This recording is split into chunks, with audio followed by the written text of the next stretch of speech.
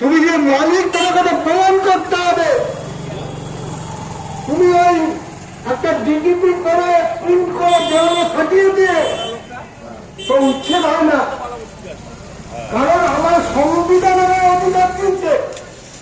সংবিধানের নির্দিষ্ট ধারা 21 নম্বর ধারা আমার বেঁচে থাকার মৌলিক অধিকার, আমার চলাচলের মৌলিক অধিকার, যার মধ্যে দিয়ে রুটি বাসস্থান সুরক্ষিত আছে, তাকে তুমি কেড়ে নিতে পারো না। আমাদের দেশের আইনে নির্দিষ্টভাবে আছে, কোন জমিতে যদি আমি বেদখল করে থাকি অর্থাৎ দখলদারিয়া, আমি 12 বছর ওই জমিতে থাকলে পরে আমার অধিকার জন্মায়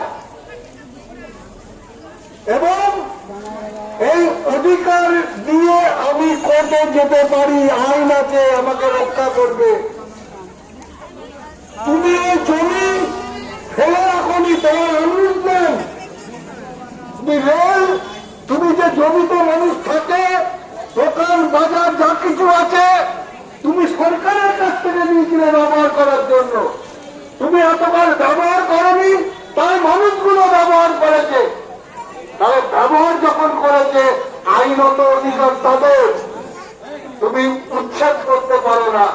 তাই ওরা এটা জানে বলেই হলো, গায়ের জোরে পুলিশ দিয়ে পুণ্যলোক দিয়ে অস্তিত্ব লোক করিয়ে দিতে চায়, যাতে চিহ্ন না থাকে, কোর্টে গিয়ে যেন আটকাতে না পারে।